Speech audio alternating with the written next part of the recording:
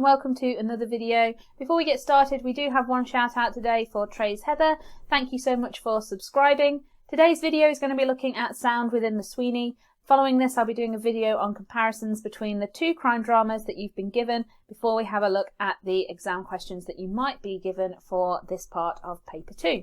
So let's get started. In terms of sound, we have Diegetic Sound, where we have the sticky plastic covering the ambulance. We have the trains above the garage, things like ticking of the clock in Jenny's apartment, church bells, and the ringing alarm of the ambulance.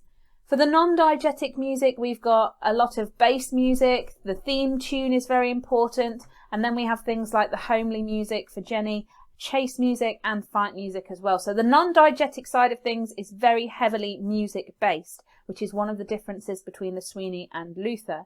Now, we do have a few elements of sound that could be considered both. So the music in the car with Stupid and also the silence when Kemble dies could be considered both. And if you want more information on that, keep having a look at the video because I will be going through each of these kinds of sound in more detail.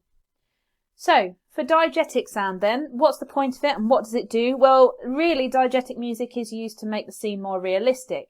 Now, in sort of sub-points of this, or other things that it does as well as this, it can add to the setting or narrative. So when we have the sticky plastic sound used when sort of the character is revealing that it's an ambulance, obviously this adds to the narrative because now we know that this is going to be something that's important for later on in the story. It's also something in this instance that tells us about the genre as well. So the fact that we have disguise obviously tells us that the two characters who we are viewing are likely to be villainous. So it adds to the setting, adds to the narrative, and indicates to the audience things to do with genre.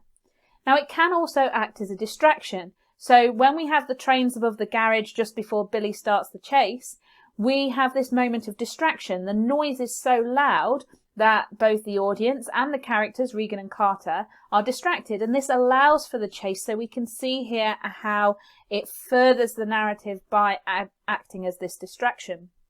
But it can also foreshadow or illustrate some of the narrative and stand as a representation of the narrative. So the ticking clock and the church bells could be an indication of time, particularly the clock. And so this could be a representation that time is running out for Regan to solve this case. And in this instance, obviously, it provides this element of tension, suspense, foreshadows that they're running out of time. Are they going to solve it? Aren't they going to solve it? So it adds an element of enigma as well. For the non-diegetic sound, there's a very heavy emphasis on music.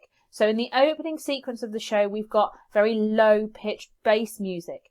This has links to movies like Jaws or James Bond, where the music is also very low. And this obviously emphasises to the audience particular genres that are within both shows. So although crime drama isn't the main genre for Jaws, it isn't necessarily the main genre for James Bond, action is a genre that links all of these shows together. So when the audience hear that kind of music, it provides an element of recognition.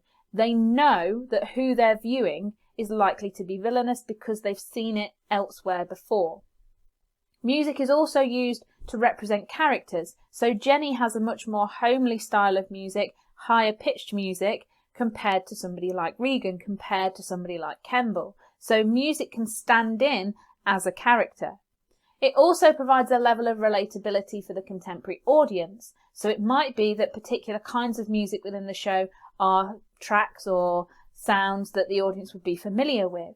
And it can also reference the narrative. So when we have the chase with Billy, the music is much quicker in its pace and it mirrors the action that we're seeing. This adds to the tension and suspense of the scene and also helps to add to that enigma of whether or not Billy is actually going to be caught and brought to justice.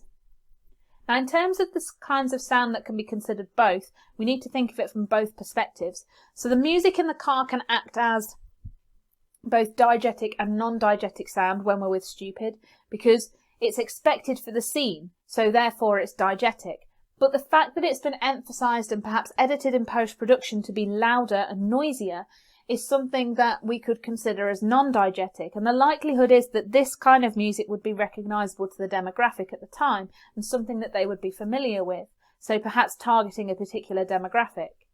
The silence when Kemble dies is also something that could be considered as both kinds of sound. So it's important to remember that the absence of sound is just as important as the sound itself.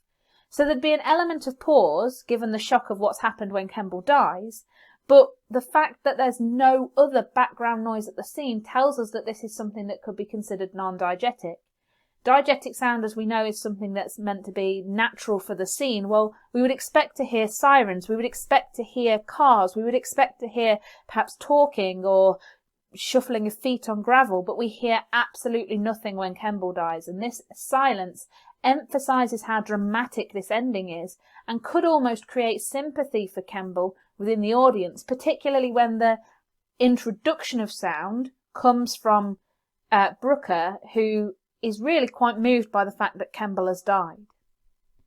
Hopefully you guys found that useful.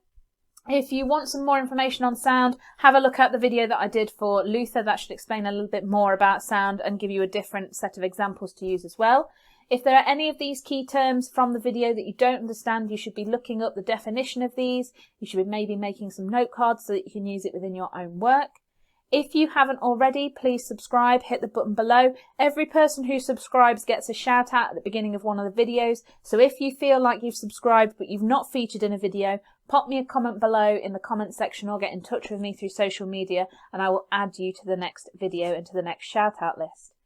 You can, as always, post comments, suggestions, questions, anything you want in the comments section below. You can also get in touch with me through Twitter at media_revision or through Instagram at GCSE Media Revision, and I will do my best to get back to every single person who sends me a message. Otherwise, I will see you guys later for another video.